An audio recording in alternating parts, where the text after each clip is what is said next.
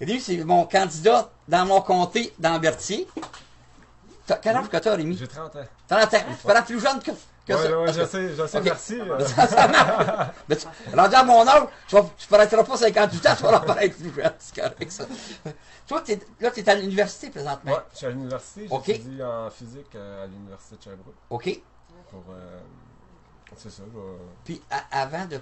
Ce que tu faisais avant ou tu étais dans d'autres études ou. Ce que j'ai fait, moi Oui. j'ai fait un DEP d'électromécanique. Ensuite, Ok. je me suis spécialisé en mécanique industrielle. Ok. J'ai rentré pour Bridgestone à Joliette. Ok. Je salue la gang Oui. de Bridgestone. Oui.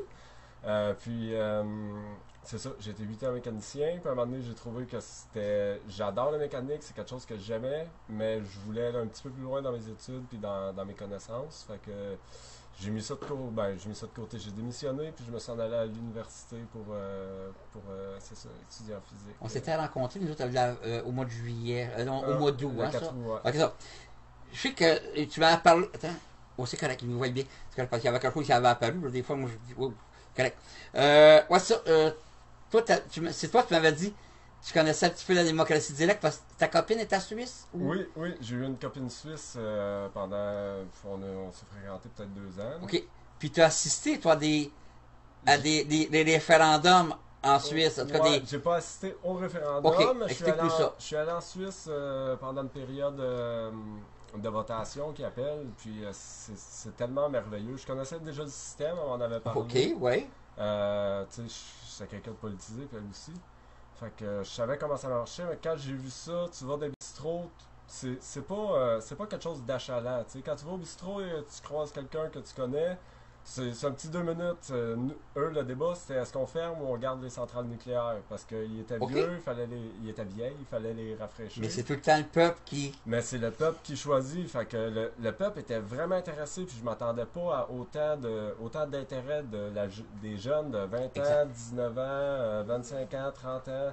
Tout le monde était intéressé, tout le monde se demandait son opinion. Un petit 2 minutes, prenez un petit 2 minutes pour savoir qu'est-ce que t'en penses, qu'est-ce que t'as entendu à la télé là-dessus, les pour, les contre. Il y a toujours deux côtés de médaille. C'est que moi, qu'est-ce qui m'impressionnait, qu'il y avait des jeunes, à un moment donné, il y avait un reporter, je pense que c'était 3 fois qu'il essayait de. Je ne sais pas c'était quoi qu'il voulait emmener comme projet, parce que les citoyens, on doit aussi emmener des projets de loi. C'était 3 fois qu'il perdait, mais il dit. Puis il n'était pas choqué de ça, les jeunes étaient là. Il dit non, c'est encourageant, puis à chaque fois, il dit on obtient tout le temps de plus de pourcentage de notre vision. Il dit, c'est une couple d'années, il dit, ça va passer. Mais tu sais, contrairement à ça, quand, mettons, qu'on ne pas dans une défaite, on est frustrés. Mais là, il dit, non, c'est la démocratie qui a parlé. Puis tu sais, ils sont éduqués, même, je pense, à très bas âge à l'école qui leur enseigne la démocratie directe. Là, je vais assez parler. Oui. C'est à toi, excuse-moi. Excusez-vous, les amis. Non, c'est correct, c'est ça. Puis t'as dit ça divise pas le vote. Puis c'est vrai, la démocratie directe, il n'y a rien qui divise moins le vote que ça, parce que c'est de voter pour vous. On peut pas diviser le vote quand que c'est la population qui choisit des lois. C'est pas on s'en va à gauche, on s'en va à droite, que moi j'embarque même pas dans ça, gauche-droite. C'est une idée, c'est une idée. Puis, Exact. on va Je suis 100% l'évaluer, d'accord là. avec toi. Tu peux avoir des fois des idées que tu es à gauche, puis tu peux avoir d'autres idées que tu es à droite. Tu sais. Moi, je suis à tout la fin. Ouais, ben c'est ça, mais de toute façon, tu sais, gauche-droite, c'est une. Moi, c'est une invention politique. Ouais, c'est une invention, parce que moi, en tant que Diviser les gens. Gauche-droite, c'est des positions dans l'espace, tu sais. Puis une idée politique, c'est pas une position dans l'espace. Je trouve ça assez ridicule d'appeler ça C'est comme vrai. ça. Hey, j'aime cette image-là. Des fois, tu viens de donner comment une nouvelle idée. Tu es plus jeune que nous autres. Puis, c'est pour ça que j'aime ça aussi parler des fois avec les jeunes. Ben, tu sais, moi, je tout bien des idées arrêtées. Tu sais, je suis plus vieux. Mais tu sais, moi, je me réfère tout le temps à la chanson de Harmonium. On a mis quelqu'un au monde, on devrait peut-être l'écouter. C'est ça que j'essaie. Je dis pas que je prends tout ce qu'il me dit, mais écoutons-le. Puis si on pense au moins discutons, mais insultons-nous pas. Tu vois? Juste tu connaissais la démocratie directe un petit peu à cause de ta copine. Oui. Puis comment tu as connu Citoyen au pouvoir ou Ça, c'est quand même. Je me serais jamais attendu à ça. J'étais sur mon téléphone, sur Facebook. Puis à un moment donné, je suis arrivé au début du live, Daniel Pilon avec Stéphane Blais. OK. Qui a eu, je sais plus, là, peut-être 20 000 vues. Là. OK. Puis j'ai écouté ça en direct. Puis c'était la démocratie directe. Il parlait de démocratie directe. Puis deux comptables agréés qui sont dans l'ordre. Ça m'a bien impressionné parce que les politiciens lâchent toujours leurs ordres professionnels parce que ça peut leur faire perdre leur job de dire des menteries dans l'heure. Mais Stéphane Pilon, puis Stéphane Blais, puis Daniel Pilon, eux, ils sont restés dans l'ordre, puis ils ont le gun sur la tête. S'ils disent n'importe quoi à côté financier, ils peuvent être sortis de l'ordre, puis ils vont prendre leur compagnie. Exact. Ça, c'est quelque chose que j'ai dit, bon, ben les gars, ils se cachent pas. Ils se cachent pas, ils assument qu'est-ce qu'ils font. Puis, il y a une autre chose, c'est que c'est la première fois que je voyais un parti politique qui, dans ses mesures économiques, pensait à l'environnement. Parce qu'ils ont présenté des mesures, puis ils sont dans le parti. Si on parle de comment dire ça, l'exemption de taxes du Québec pour les produits qui ont été manufacturés au Québec. Ça, moi l'écologie, c'est quelque chose qui me tient très à cœur, tu sais. OK. Puis, ça, c'est une mesure qui fait que si on achète plus les produits au Québec, ils n'ont plus besoin d'arriver par bateau. Ils vont être transportés du Québec au Québec. Puis ça réduit énormément les émissions de gaz à effet de serre parce que tout ce qu'on achète présentement, tu sais, une grande partie de nos biens vont être manufacturés en Asie. Puis ça prend du pétrole pour les amener jusqu'ici, là. Puis c'est des coûts, moi je comprends même pas. Ben, je sais que ces compagnies-là ont des rabais incroyables sur le pétrole, là, si c'est quand ils l'ont pas gratuitement, là, pour emmener ça ici. Mais même si le pétrole est gratuit, il pollue quand même l'environnement. Puis c'est ça c'est une belle mesure. Puis une autre belle mesure, c'est la démocratie directe. La démocratie directe, ça, c'est le gardien de l'écologie parce qu'au Québec, on a encore la chance d'avoir... on voit encore des lacs avec de l'eau limpide, on peut voir jusqu'au fond. Puis l'eau est propre, les animaux s'y abreuvent, puis on a la chance de voir puis de vivre avec ça. Moi, je suis un amant de la nature, j'ai toujours été à la pêche. Je suis allé à la chasse, j'ai jamais rien tué. J'ai jamais eu l'arme. J'allais avec mon père, puis je me plaçais, je faisais le call, puis ça me permet de voir les chevreuils se promener. Je trouvais ça tellement beau. Puis au Québec, on a ça, puis on est conscient, puis on veut pas le perdre. Fait que je pense pas qu'un gouvernement qui essayerait de faire une mesure qui détruit l'environnement, je pense pas qu'il serait capable. Je suis assez convaincu que quelque chose de flagrant, on ramasserait les 50 000 signatures, puis le projet serait bloqué par les citoyens. Parce que on l'a vu, là, les projets pétroliers, la majorité du peuple n'est pas vraiment contre ça, puis pas vraiment pour ça, tu sais, et contre ça. Au Parlement, là, il peut avoir son député à lui qui est à côté de lui, puis son député a le droit de s'opposer à un projet que son chef, il propose. Puis son chef, il ne regardera pas avec des gros yeux. C'est la démocratie directe. Là. Son député peut dire, moi, je suis plus en faveur de la proposition du parti qui est l'autre bord. Puis il dit, pas là, t'es dans mon parti. Non, ils n'ont pas de ligne de parti. Puis c'est ça la démocratie directe. Puis c'est ça que je pense que les gens devraient mettre de la pression sur tous les partis politiques pour instaurer une vraie démocratie. Parce que c'est pas une démocratie qu'on a, c'est une dictature. Excuse-moi, là, c'est à peu près ça. C'est pas loin de ça, ouais. Parce que t'as raison, ça c'est aberrant qu'on ait mis quelqu'un en place puis que la personne n'a même pas le droit de s'exprimer, tu sais, là. Je peux comprendre je peux comprendre le système. À un moment donné, ils font pas voter les gens, mais c'est au moins la personne qu'on met en place pourrait s'exprimer, ça réglerait quelque chose, tu sais. OK. Puis moi, je vais pas vers là, tu sais. Moi, je suis 100% pour la démocratie directe. C'est la raison première pour laquelle je suis rentré dans Citoyen au pouvoir.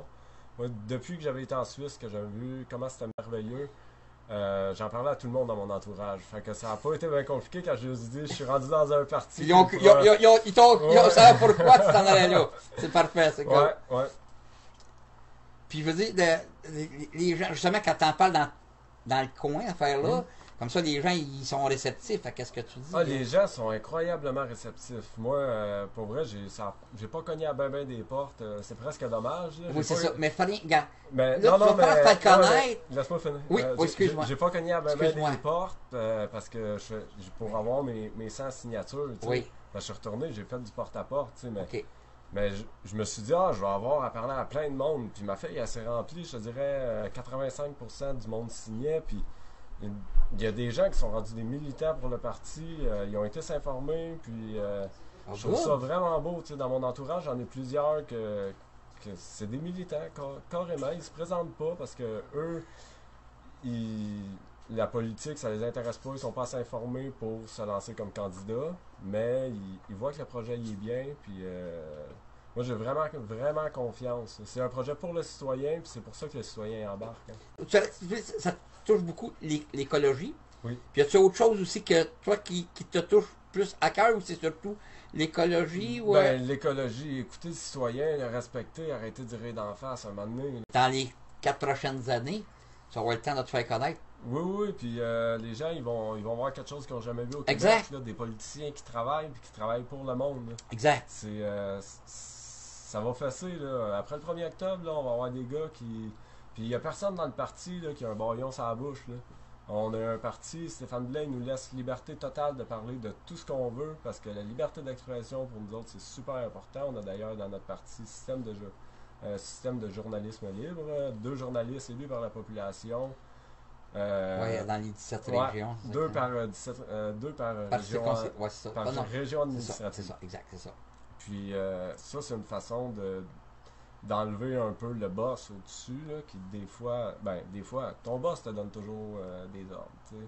Puis sans donner des ordres, je suis pas en train de dire que les propriétaires de journaux, Moi, j'ai vécu ils l'expérience. censurent le gens, censurent le gens, mais quand t'engages quelqu'un, tu sais, t'engages quelqu'un qui va bien te représenter. Puis tout le monde a des idées politiques différentes dans la vie, fait que quelqu'un, mettons, qui est pour les libéraux, ben, c'est sûr que dans l'entrevue, tu vois c'est qui la personne, tu sais, puis tu veux pas quelqu'un non plus d'opposé dans ton caractère. C'est humain, ça. On va engager des gens qui nous ressemblent. Ça fait 3 fois que je me fais mettre le micro en dessous du nez par un journaliste, puis il n'y en a pas un à date qui ont rapporté ce que je leur ai dit. Parce que c'est sûr, je leur disais que je me fais ma façon de parler, puis même envers eux autres, j'ai dit, vous êtes des manipulateurs d'informations. Puis il dit, même si tu le serais pas, si tu veux publier qu'est-ce que je vais te dire là, ça va être ton boss qui va dire, tu publies pas ça. Il dit, là, tu me donnes un micro, mais je sais de même aller voir ton site, puis il n'y aura rien de mention de qu'est-ce que je vais avoir dit là-dedans. C'est ça. Ils désinforment. Quand tu veux t'en prendre au système, et ça s'arrête, puis ils veulent pas que ça se sache. Faut pas que tu réveilles les endormis. Citoyen au pouvoir, il l'a bien vu à Radio-Canada dimanche dernier. Stéphane Blais, il a donné une entrevue incroyable. Puis la seule chose qu'ils ont parlé, c'est qu'on fait nos entrevues sur Facebook. C'est-tu pertinent? C'est-tu quelque chose de politique? Il est allé là pour parler de corruption, il a parlé d'évasion fiscale, la loi sur la non-double imposition, il a parlé du 9,8 milliards par année qu'on paye en intérêt, comment le sauver.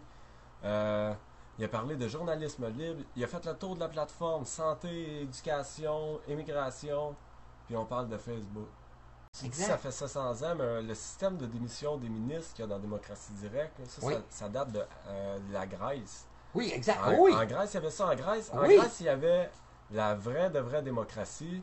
C'était ça, c'est Kratos. Démos Kratos. C'est ça, Démos Kratos. C'est ça. Démos Kratos. C'est ça, exact. C'est ça, exact. Mais c'était la vraie démocratie parce que les députés, si on utilise nos termes, ils étaient pigés dans un chapeau. C'était la représentation du peuple réel. Ça prenait, c'est sûr que ça prenait certains champs de compétences. Là. On ne mettra pas un cuisinier pour superviser la construction des routes. Exact. Mais dans cette idée-là, puis les gens, ils faisaient quand même une vraiment belle job. Parce que c'était une des choses les plus prestigieuses, c'était d'être choisi pour gérer ton pays, aider ton peuple à avoir un avenir meilleur. Oui. Puis, c'était 1 an, puis ensuite ils changeaient chaque année. Mais je comprends que c'est un système qui n'est pas viable aujourd'hui. Mais le système d'élection avec démission d'un ministre, avec les citoyens qui peuvent créer une loi, bloquer ceux qui n'aiment pas, ça pour moi c'est parfait en 2018 comme démocratie. Moi, il y a quelque chose que je vais proposer, puis je vais me battre bec et ongle pour ça. OK. Plus jamais au Québec, il faut qu'on construise des exploitations pétrolières à moins de 10 km d'un cours d'eau, d'un lac ou d'une source d'eau potable. C'est les recommandations qui ont été faites par les scientifiques. Puis les libéraux, Pierre Moreau, il n'a pas écouté ça. Lui, il a dit ça va être 1 km d'un lac, puis 100 mètres d'une réserve naturelle. Puis ils ont vendu notre sous-sol aux pétrolières. Oui, ils ont vendu du sol aux pétrolières. C'est pas drôle, avec la distance qu'ils ont mis, le pétrole va couler directement dans la route. Exact. Ça va être 10 km, puis il y aura. C'est pas négociable, tu se prospectes même pas en dedans de 10 km, on veut rien savoir de ça. On protège nos lacs, on protège notre eau parce que. Il y en a qui vont me dire, ouais, mais aujourd'hui on la file, l'eau. Mais les animaux, ils la filent pas, l'eau. Les animaux, ils ne pourront plus rien boire. Exact. Si tu mets du pétrole dans l'eau, ça va tuer tous les poissons. Exact. Pas que les poissons, tu sais, les orignaux qui vont s'abreuver. Oui, les orignaux, tous les animaux qui vont s'abreuver. Les oiseaux, c'est tout. Là. C'est l'écosystème, c'est la nature, c'est les animaux. Puis selon moi, on est des animaux, on est des mammifères. Là. Puis on a besoin de tout ce qu'il y avait sur la planète. L'évolution nous a amené là, un système qui est parfait. Tout, pendant des milliards d'années, là, tout a évolué dans le sens à bien s'harmoniser. Ce qui marchait pas est mort. Ce qui allait bien pour nous amener ce qu'on a aujourd'hui. Puis moi, je trouve ça aberrant qu'on détruise ça. Une autre chose, moi, le nucléaire. Mon idole, Albert Einstein, c'est lui qui a inventé la bombe nucléaire. La première fois qu'il a vu exploser ça, il a pleuré. Hein. Il s'attendait jamais à ce que l'énergie atomique, qui est l'attraction forte, soit aussi puissante que ça. Il a demandé aux Américains de ne jamais utiliser la bombe. Puis il a toujours dit, ils s'en serviront pas. Oui, je l'ai fait, il niait, il se mettait en tête dans le sable. Il disait, ils s'en serviront pas de la bombe, il pouvait pas concevoir que par un peu sa faute, il y ait autant de destruction, puis de problèmes amenés. En une couple de secondes. En une couple de secondes, puis il comprenait qu'est-ce qui se passait, lui. Puis les multinationales ont fait encore bien plus que ça. Les multinationales l'ont pris et en ont fait des réacteurs. Ils ont installé ça en permanence dans les villes. Oui, c'est confiné, oui, tout est sécuritaire, jusqu'à temps qu'il arrive un pépin. Il est arrivé un pépin au Japon. Ouais, pas de Tchernobyl. Ouais. Puis, non, mais le tremblement de terre, là, oui, récemment, oui, excuse. le réacteur a craqué, puis le directeur, le PDG de l'usine a fait une conférence de presse. Puis il a dit, on ne sait pas quoi faire. On n'avait jamais pensé à la possibilité que le réacteur craque. Parce que c'est des murs de plomb incroyablement épais pour que la radioactivité soit confinée. Puis il a dit, on n'avait jamais pensé à que ça pourrait craquer un jour. Il dit, je ne sais pas qu'est-ce qu'on va faire. À ce moment-là, il avait parlé d'envoyer 3 personnes faire la réparation. Puis il a dit, ces personnes-là vont être des héros nationaux parce qu'ils vivront. Il dit, on sait qu'ils vont mourir, mais on va en faire des héros nationaux. Puis moi c'est aberrant. La solution pour pas que ça explose, parce que s'ils refroidissent pas le réacteur, tout explose. Ils ont pris l'eau du Pacifique puis ils la pompent. Mais ils la pompent dans un réacteur qui n'est pas étanche. Fait que l'eau devient radioactive. Ils ont trouvé en Colombie-Britannique des saumons, ils les ont analysés, il y a de la radioactivité dans les saumons. C'est rendu au Canada. Puis c'est vraiment pas des blagues. Le Pacifique, ça fait peut-être un an là, que j'ai pas regardé ça, là, mais selon l'évolution, d'après moi, le Pacifique aujourd'hui est complètement radioactif. Pas à des niveaux hyper hauts, mais on n'a pas encore évalué scientifiquement à quel niveau la radioactivité commence à poser des problèmes. C'est sûr que là, présentement, on dit que c'est linéaire, j'y crois peu. Là, parce que tout est radioactif, nos os en émettent, notre corps émet de la radioactivité. Fait qu'il y a certains niveaux que ça posera pas de problème, et à un moment donné, c'est ça. Puis dans les accidents comme Tchernobyl, j'ai connu des Hongrois, ils sont nés 20 ans après Tchernobyl, mes parents habitaient à 2000 km de là, puis ils ont des problèmes de santé, de peau, tu sais, la radioactivité. Incroyable, hein? Les gens ne savent pas pourquoi ça crée ces problèmes-là, c'est un peu compliqué, mais c'est très simple en même temps. La radioactivité, ça affecte pas comme un virus va affecter. La radioactivité, ça affecte carrément la matière. C'est la dégradation bêta, ça émet un positron. Bêta plus va émettre un positron, bêta moins va émettre un électron. Puis ça vient affecter la structure de la matière, ça affecte ton ADN. En gros, là. Puis c'est ça, l'ADN, on peut pas prendre ça puis changer ça au hasard de même. C'est là que les problèmes de santé arrivent. Puis, ta structure de l'ADN, elle se transmet aux enfants. Fait que là, ça fait des problèmes générationnels pour ceux qui ne deviennent pas infertiles. Fait que ça, c'est sûr que là, j'en parle beaucoup. Non, mais ça me touche. C'est très intéressant. Tu en as des points que je connaissais pas. Puis je suis certain que les auditeurs, parce que je vois beaucoup des j'aime, ça, qu'est-ce que tu dis quand il y a quelque chose, ça, parce que j'aime, ils aiment ton propos. Non, non, puis regardez, c'est un jeune, 30 ans, il nous amène des idées qu'on a vraiment entendues, puis il y en a peut-être qui l'ont entendu, ben, en tout cas là, puis je te remercie de nous renseigner là-dessus. Ben, ça fait plaisir, puis c'est sûr que moi, si je suis député et élu pour la Constituante, je vais proposer aux citoyens de l'enchasser dans la Constitution, puis jamais on va faire de prospection énergétique.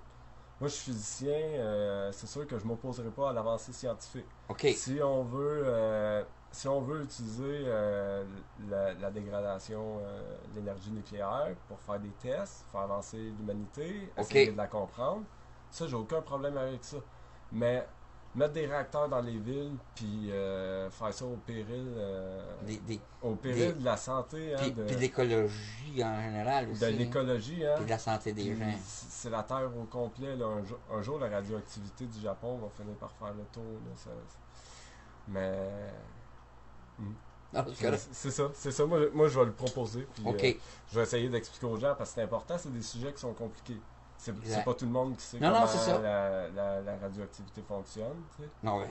C'est ça. Côté environnemental, moi, une autre affaire qui me prend, c'est Monsanto. Là. Moi, je suis pas capable. Oui, tu as raison. C'est un criminel. Un jour, j'espère qu'il va être reconnu coupable de crimes contre l'humanité. C'est terrible qu'est-ce qu'il fait avec son glyphosate. Son glyphosate, il a menti.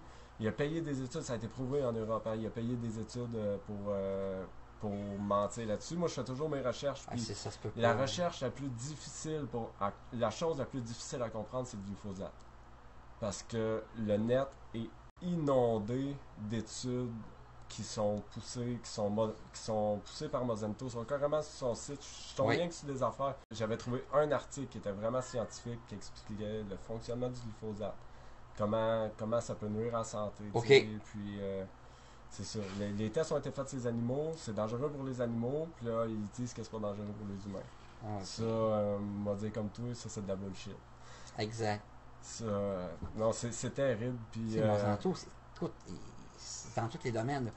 Ils mettent des produits chimiques qui polluent les champs complètement. Après, ils vendent ça dans les marchés d'alimentation qui leur appartiennent. Puis après, ils ont des compagnies pharmaceutiques qui vont soigner les gens qui empoisonnent. Excuse-moi, là, mais c'est complètement machiavélique. Parce que c'est vrai, qu'est-ce que je dis? C'est Bayer, c'est à partir. Oui, si tu empoisonnes à la source, ils te le vendent, puis après, ils te vendent des médicaments pour te soigner. Hey, c'est une méchante chaîne de... Ben, c'est ça, c'est Umbrella, ça. Exact. Umbrella contient Monsanto. 100% d'accord. 100% d'accord. D'ailleurs, si on regarde l'histoire, moi j'adore regarder l'histoire parce que le passé est garant de l'avenir. Hein. Oui. Puis quand que Bayer a découvert l'insuline, Bayer a acheté toutes les cannes à sucre de la planète. Incroyable. Puis le prix du sucre, là, moi, c'est quand on regarde les graphiques, quand les profits de Bayer étaient en baisse ou stagnaient, le prix du sucre baissait puis ça se replaçait. Puis on le sait, là, c'est pas une conspiration, là, le sucre crée le diabète et l'insuline soigne le diabète. Là. OK. C'est inconcevable. Ça. Moi, j'ai pas de mots pour ça. Exact. Je me compte. Non, c'est vrai. Fait que, hey, en tout cas, je vais souhaiter Rémi Enmo, t'as dit de bonne chance pour le 1er octobre.